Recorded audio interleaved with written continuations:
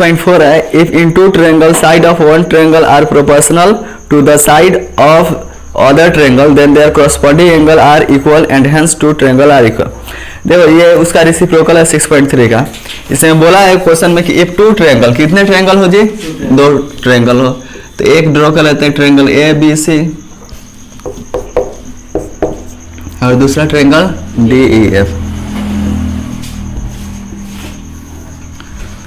D E F question में बोला है कि if in two triangle side of one triangle are proportional to the side of the other triangle, इन दो triangle में जो एक ट्रायंगल का साइड है ना वो दूसरे ट्रायंगल के साइड के क्या है? प्रोपोर्शनल है। यानी ट्रायंगल ए बी सी के side A B, triangle D E F के साइड डी, एक रेशियो में A B upon D E, इसका साइड ए सी और ये डी एफ, एक रेशियो में A C upon D F, और ये देखो B C upon E F, B C upon E F. यानी इनके साइड का रेशियो अगर आपस में क्या हो? इक्वल हो, then their corresponding angle are equal. तो इसके जो कॉरस्पॉन्डिंग एंगल होते हैं ना वो क्या हो जाते हैं? इक्वल हो जाते हैं। यानी इस एंगल ए एंगल डी के इक्वल होगा, angle A equal to angle D, angle B equal to angle E, और angle C equal to angle F. और जैसे ही कॉरस्पॉन्डिंग एंगल इक्वल हो जाता है तो दोनों ट्रायंगल क्या हो जाते हैं? Similar. Triangle A B C similar हो जाएगा ट्रायंगल डी ई एफ के। समझ में आया कुछ? देखो थ्योरम में बोला है यदि दो ट्रायंगल हो और दोनों ट्रायंगल का जो साइड का रेशियो हो सेम दिया हो, साइड का रेशियो सेम दिया हो, आपस में इक्वल दिया हो, तो उसके कॉरस्पॉन्डिंग एंगल क्या होते हैं? आपस में इक्वल आ जाते हैं। और जैसे ही कॉरस्पॉन्डिंग एंगल इक्वल आए तो ये दोनों ट्रायंगल एक दूसरे क्या हो जाते हैं? सिमिलर हो जाते हैं। उसका रेसिप्रोकल है ना। तो गिवन क्या है? ये गिवन है ना हम लोगों को, given in triangle A B C and triangle D E F. देखो तो ट्रायंगल ए बी सी और डी ई एफ में जो गिवन है उसको लिख देते हैं ratio A B upon D E, A C upon D F और B C upon E F. ठीक है, टू प्रूव हम लोग प्रूव करना है दोनों ट्रायंगल को similar, triangle A B C similar triangle D E F. ये कब सिमिलर होंगे? जब करस्पॉन्डिंग एंगल इक्वल आएंगे, angle A equal to angle D, angle B equal to angle E, और angle C equal to angle F. ठीक है, इसमें भी सेम वही कंस्ट्रक्शन करना होगा। देखो तो ये ट्रायंगल ए बी सी का जो साइड ए बी है, साइड ए बी है ना, तो उतने ही लेंथ का एक साइड हम लोग इस पर ड्रॉ कर लेते हैं। किस पर? डी पर। यानी जितना लेंथ ए से बी का जितना डिस्टेंस है डी से उतने ही डिस्टेंस पे एक पॉइंट ले लेते हैं पी। ठीक है ना। डी ए सी का जितना डिस्टेंस है ना पॉइंट डी से उतना ही डिस्टेंस पे एक पॉइंट ले लेते हैं क्यू, और इन दोनों को ज्वाइन कर देते हैं पी को क्यू से। कोई दिक्कत? लिखेंगे draw P and Q, P and Q on side DE and DF। किस पे ड्रॉ किया? DE and DF पे ना, on side DE and DF such that AB equal to DP, AC equal to DQ, such that AB equal to DP and AC equal to DQ। कोई दिक्कत? अब हम लोग इसको प्रूव करते हैं। ठीक है, हम लोगों को गिवन क्या है? देखो हम लोगों को जो गिवन है उसी से ना इसका एंगल इक्वल लाना है, कॉरस्पॉन्डिंग एंगल। तो अपने को गिवन है A B upon D E, A C upon D F, B C upon E F. क्या इसके सिवा और दूसरा कुछ गिवन है? नहीं ना गिवन है, तो जो गिवन है पहले वही लिख लेते हैं। तो देखो तो इसका एंगल सेम लाना है। ट्रायंगल ए बी सी और ट्रायंगल डी ई एफ के जो एंगल है A D B E C F, इसको इक्वल लाना है। ये इक्वल कब आएगा? जब दोनों ट्रायंगल कॉन्ग्रुएंट हो जाए। यानी इसको कॉन्ग्रुएंट प्रूव करना पड़ेगा ना। तो कॉन्ग्रुएंट प्रूव करने के लिए सबसे पहले इनका साइड से बराबर हो, क्योंकि देखो एंगल इक्वल लाना है, एंगल इक्वल लाना है ना। तो कॉन्ग्रुएंट प्रूव करने के लिए सिर्फ एक ही तरीका बचा है। क्या चीज? तो इन दोनों ट्रायंगल का जो साइड है वो साइड आपस में इक्वल आ जाए। साइड अगर इक्वल आएंगे तभी ना कॉन्ग्रुएंट प्रूव होगा। तो देखो तो कॉन्ग्रुएंट ए बी, चलो पहले कॉन्ग्रुएंट का छोड़ो, पहले जो गिवन है वो देखो। देखो गिवन है ना A B upon D E equal to A C upon D F, ठीक है। तो हम लोग ये तीनों आपस में इक्वल है, तो क्या ये दोनों आपस में इक्वल नहीं होगा? तो लिख सकते हैं A B upon D E equal to A C upon D F, ये दोनों भी आपस में इक्वल होंगे ना। ये गिवन है तो लिख लेते हैं गिवन, ठीक है। ये देखो डी ई कहाँ से कहाँ तक है? डी ई यहाँ से लेके यहाँ तक है ना, ये टोटल डी ई है, ठीक है। डी ई को डी पी प्लस पी लिख सकते हैं, डी एफ को क्या लिख सकते हैं? D Q plus Q F लिख सकते हैं। और देखो तो ये ए बी है, तो ए बी के पास क्या हम लोग डी पी नहीं लिख सकते हैं? ए सी के पास डी क्यू लिख सकते हैं। तो पहले इसको हम लोग रिसिप्रोकल कर देते हैं उल्टा, ठीक है ना। डी ई को ऊपर भेज देते हैं और ए बी नीचे, D E upon A B, ऐसे डी एफ को ऊपर और ए सी को नीचे, डी एफ अपन ए सी, कोई दिक्कत? देखो डी ई है ना, तो डी ई को हम लोग यहाँ से यहाँ तक है ये टोटल, तो डी ई को D P plus P E लिख देते हैं। डी ई को D P plus P E अपन में ए बी है, तो देखो ए बी किसके इक्वल है? डी पी के, तो ए बी के पास डी पी लिख सकते हैं ना। ये डी पी कहाँ से लिखे? कंस्ट्रक्शन के द्वारा। देखो डी एफ, ये डी एफ को D Q plus Q F लिख सकते हैं, तो डी एफ को लिख देते हैं D Q plus Q F. अपन में ए सी है, ए सी किसके इक्वल है? डी क्यू के, तो डी क्यू बाई कंस्ट्रक्शन, ये देखो इसके बेस वाला कंस्ट्रक्शन से लिखे हैं। देखो तो डीपी, अपन में डीपी है, यानी डीपी के भी नीचे है और डीपी पी के भी नीचे है, दोनों के बेस में है ना। तो इसको अलग अलग लिख सकते हैं, डीपी अपन डीपी प्लस है तो प्लस, और पीई अपन डीपी। फिर एलसीएम निकालोगे क्या आएगा? डीपी, डीपी से डीपी कट जाएगा ऊपर, डीपी प्लस है प्लस, डीपी से डीपी कट जाएगा ऊपर, क्या जाएगा? पी। देखो दोनों के बेस का डीक्यू अलग कर देते हैं, डीक्यू अपन डीक्यू प्लस है तो plus, Q F upon DQ, ठीक है।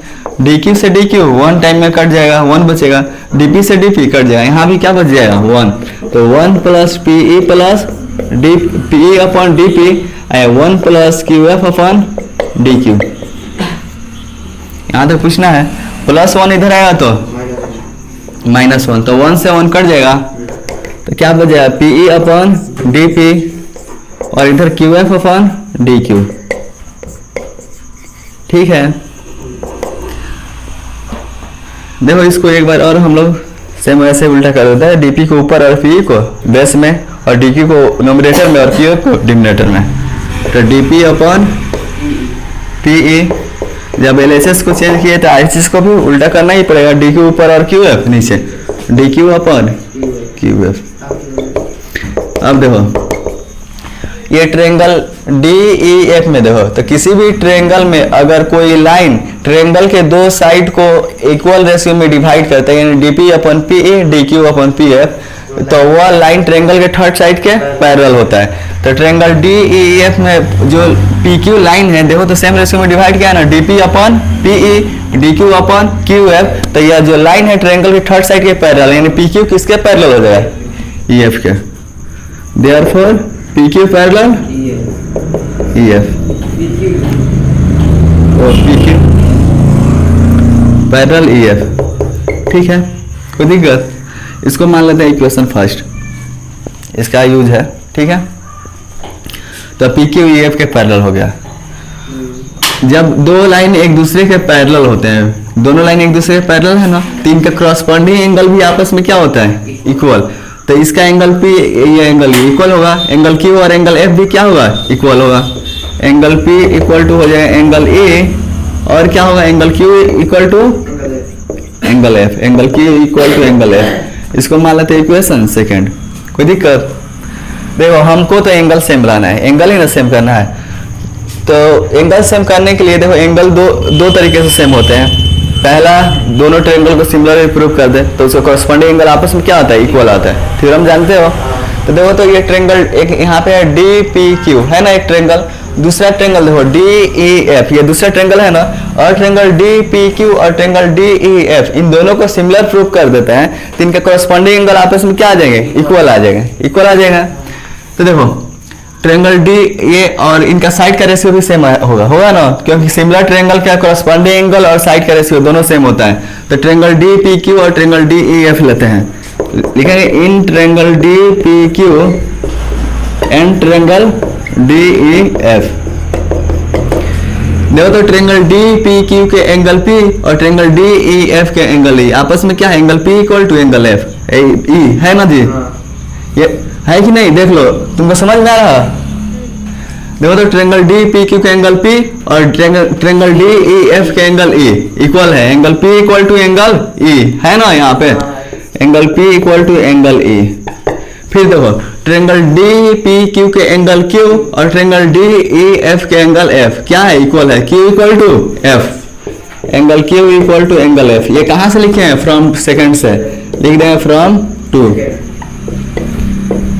देखो यदि किसी दो ट्रायंगल का दो एंगल भी इक्वल आते हैं तो दोनों ट्रायंगल एक दूसरे क्या होंगे, सिमिलर, क्योंकि जब दो एंगल आपस में इक्वल आ गए तो जो तीसरा एंगल बचा है जाहिर सी बात है वो भी आपस में इक्वल ही होगा, तो ये दोनों ट्रायंगल आपस में सिमिलर हो जाएंगे। Triangle D P Q similar हो गया ट्रायंगल डी ई एफ के, क्या चीज है जी, एंगल एंगल सिमिलरिटी से,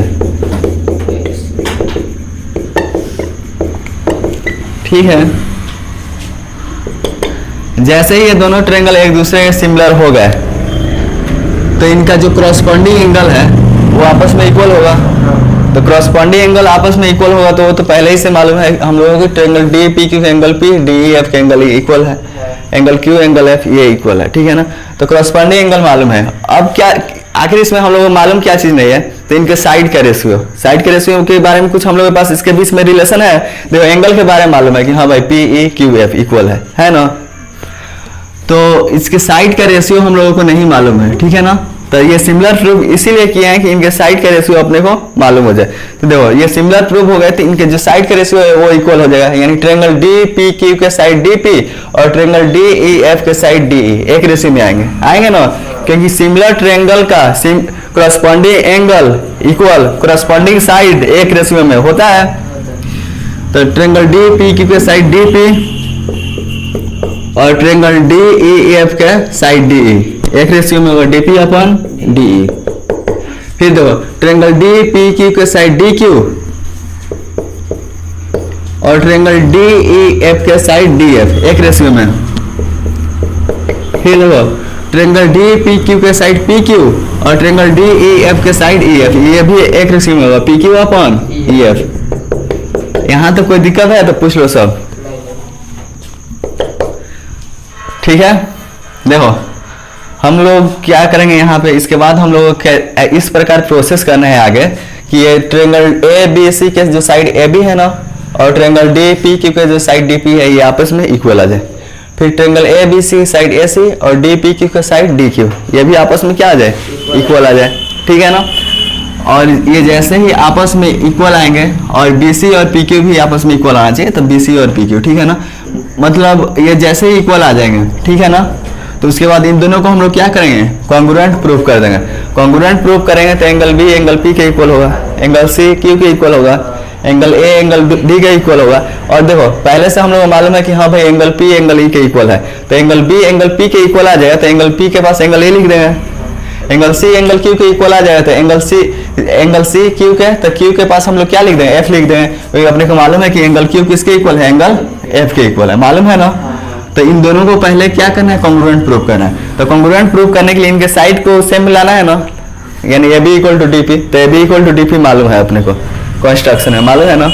फिर देखो ए C equal to D Q ये भी मालूम है कंस्ट्रक्शन, तो बचा क्या, ये बी सी पी क्यू को इक्वल लाना ना, तो बी सी को किसके इक्वल लाना है, पी क्यू के इक्वल लाना है। तो इसमें देखो तो बी सी और पी क्यू के बीच में कुछ रिलेशन है, देखो P Q upon E F है ना, इधर देखो बी सी चाहिए ना अपने को, तो और कहाँ है, बी सी के बारे में कहीं है इक्वेशन, मतलब रेशियो ये है ना, B C upon E F है ना।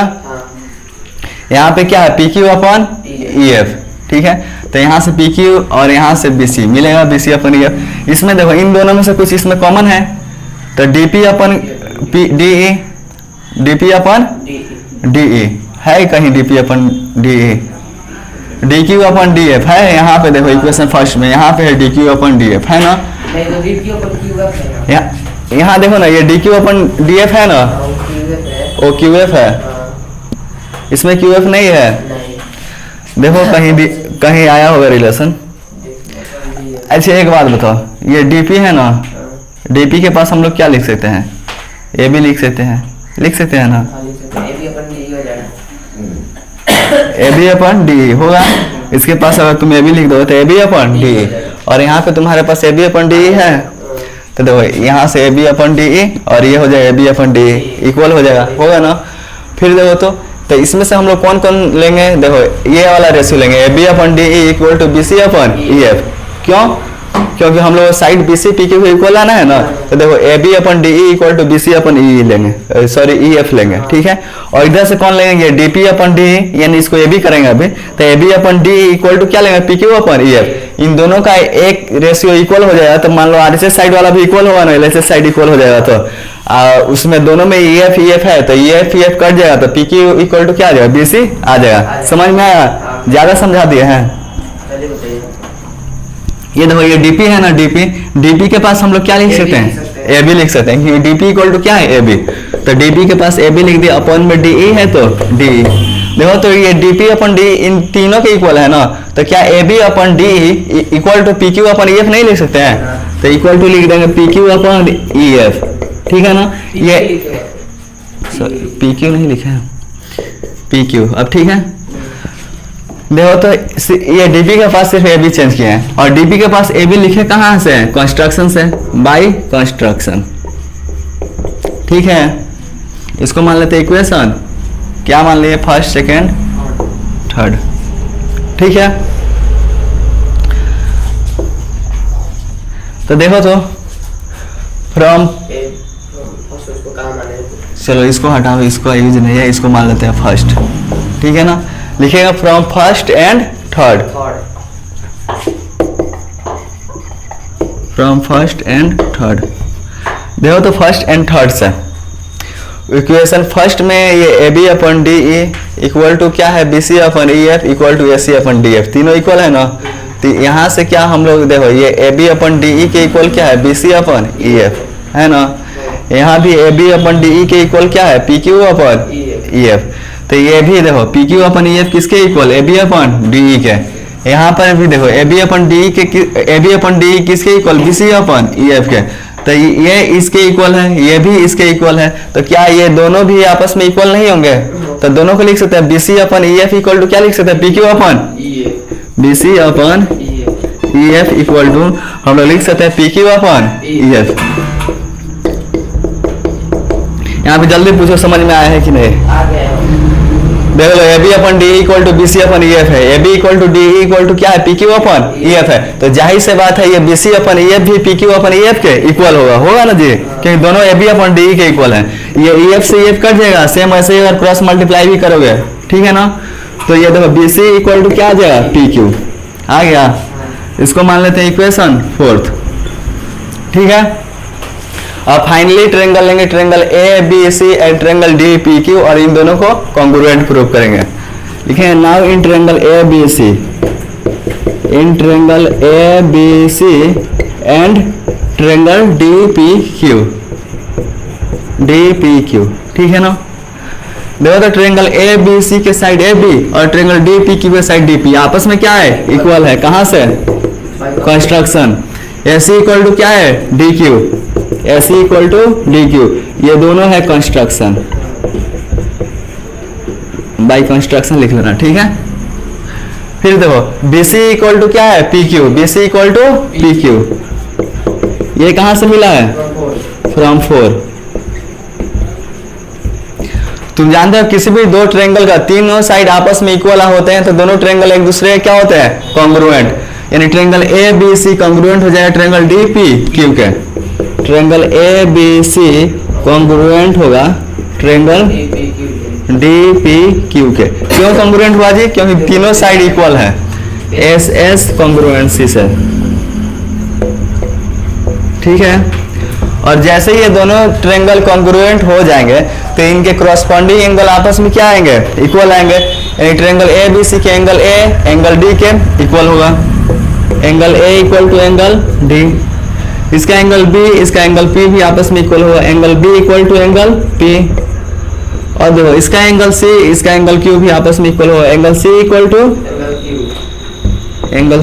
टू एंगल क्यू, यहाँ लिख देते हैं यार। क्या चीज है जी? By CPCT, corresponding part of congruent triangle. ये कॉन्ग्रुएंट ट्रायंगल क्या है? करस्पॉन्डिंग पार्ट है। देखो तो हम लोग लाना है प्रूफ में angle A equal to angle D, लाना है ना, angle A equal to D, angle B equal to angle E, angle C equal to angle F, ठीक है ना। तो देखो angle A equal to D चाहिए तो इसको ऐसे ही लिख देते हैं, angle A equal to angle D. ये देखो angle B equal to P, लेकिन लाना क्या है? Angle B equal to angle ई ना, तो देखो एंगल बी रहने देते हैं, ठीक है।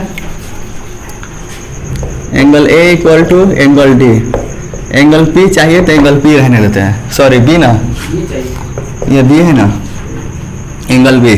ये देखो तो एंगल पी है तो एंगल पी तो नहीं चाहिए प्रूफ में, तो एंगल पी आखिर किसके इक्वल है? एंगल ई के।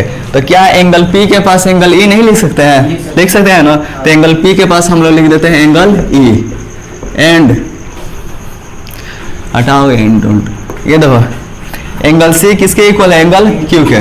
तो एंगल सी चाहिए ना प्रूफ में, तो एंगल सी रहने देते हैं। और एंगल क्यू, ये देखो एंगल क्यू है ना, तो एंगल क्यू किसके इक्वल है? एफ के। तो क्या इस एंगल क्यू के पास एंगल एफ नहीं लिख सकते हैं? Angle F. ये सब कहाँ से लिखे हैं? फ्रॉम सेकेंड से। थ्योरम यही ना बोल रहा था कि दो ट्रायंगल कॉरस्पॉन्डिंग एंगल इक्वल हो, तो कॉरस्पॉन्डिंग एंगल इक्वल आ गया, angle A equal to angle D, angle B equal to angle E, angle C equal to angle F. जैसे ही कॉरस्पॉन्डिंग एंगल इक्वल आया, दोनों ट्रायंगल क्या होंगे? सिमिलर। यानी triangle A B C similar हो जाएगा ट्रायंगल डी ई एफ के। क्यों जी? क्योंकि एंगल इक्वल आया है, तो एंगल सिमिलरिटी, और इस एंगल को एंगल सिमिलरिटी भी बोलते हैं, ठीक है ना। ये सारा थ्योरम याद रहना चाहिए, तभी क्वेश्चन बनेगा, नहीं तो एक भी क्वेश्चन नहीं बनेगा। कोई दिक्कत है?